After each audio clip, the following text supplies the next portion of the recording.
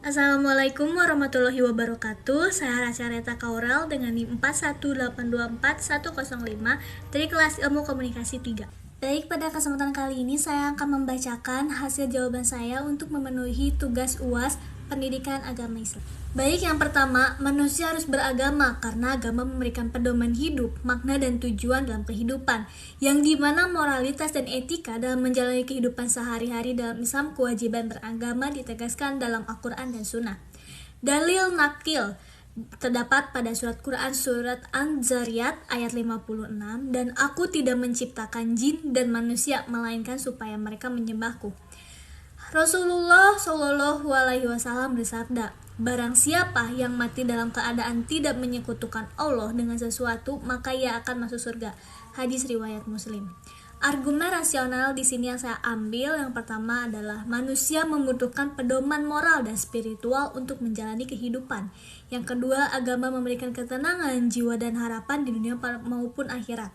Dan yang terakhir yaitu agama membantu manusia memahami hakikat kehidupan dan memberikan makna yang lebih dalam terhadap keberadaan mereka. Adapun nomor 2 yaitu fungsi agama bagi manusia, yang tentunya sebagai petunjuk hidup agama memberikan aturan dalam berbagai aspek kehidupan, serta pembentuk moral dan akhlak. Agama mengajarkan nilai-nilai kebaikan. Ibadah dalam agama membantu manusia menghadapi kesulitan hidup, serta agama mengajarkan persaudaraan dan keadilan. Tentunya ada peran pendidikan Islam dalam membentuk karakter, yaitu bagi mahasiswa pendidikan Islam menanamkan rasa tanggung jawab, kejujuran, dan disiplin. Yang kedua, membentuk siswa berakhlak mulia dan berkontribusi bagi masyarakat, serta yang terakhir mengajarkan toleransi dan persatuan di tengah keberagaman umat. Pengertian rukun iman. Rukun iman secara bahasa artinya percaya, sedangkan secara istilah meyakini dengan hati, mengikrarkan dengan lisan, dan mengamalkan dengan perbuatan. Adapun rukun iman yang kita ketahui ada 5. Yang pertama, iman kepada Allah, iman kepada malaikat, kitab-kitab, rasul, hari kiamat, serta qada dan qadar. Konsekuensi keimanan yang saya ambil ada 3. Yang pertama adanya mentaati perintah Allah dan menjauhi larangannya. Yang kedua, menjadikan Al-Quran dan Sunnah sebagai pedoman hidup. Dan yang terakhir, bersikap jujur, adil, bertanggung jawab dalam kehidupan. Tertera juga dalam dalil Al-Quran pada surat Al-Baqarah, surat ke-285, yang berbunyi, Rasul telah beriman kepada Al-Quran yang diturunkan kepadanya dari Tuhannya.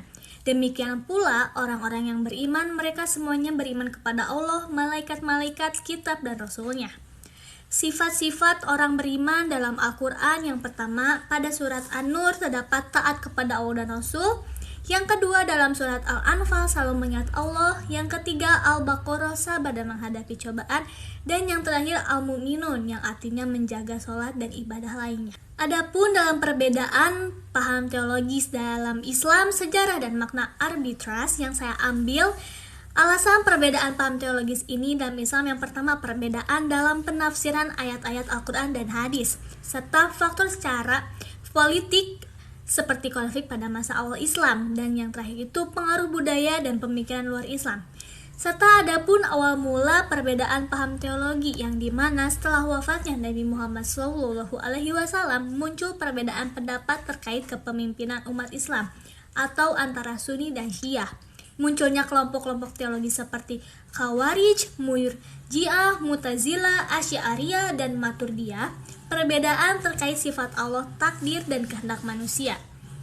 Dan yang terakhir ada pun pengertian dari arbitrase yang saya ambil, yaitu arbitrase atau tahkim dalam sejarah Islam merujuk pada peristiwa tahkim dalam Perang Siffin pada Masehi 657, yaitu upaya penyelesaian konflik antara kelompok Khalifah Ali bin Thalib dan Muawiyah bin Abi Sufyan melalui perundingan yang berakhir dengan perselisihan lebih lanjut.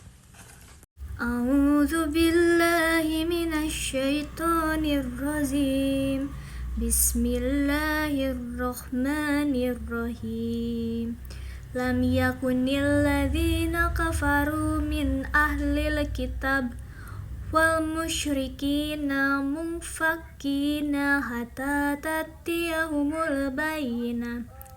Rasulun minallahi yatlu suhufan mutahharah fiha kutubun qayyimah wa ma tafarraqal ladzina utul kitaba illa min ba'di ma ja'atuhumul bayyinah wa ma umiru illa liya'budullaha mukhlisina lahuddina hunafa'a wa yuqimus sholata wa yatuz zakata wa dzalika dinul qayyimah.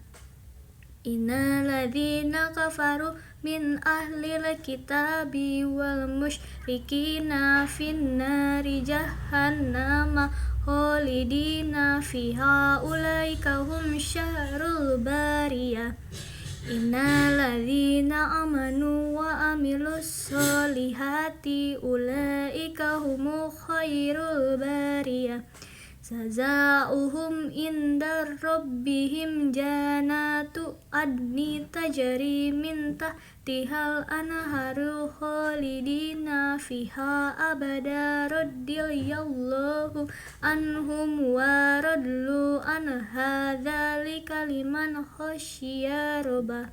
Shadaqallahul azim.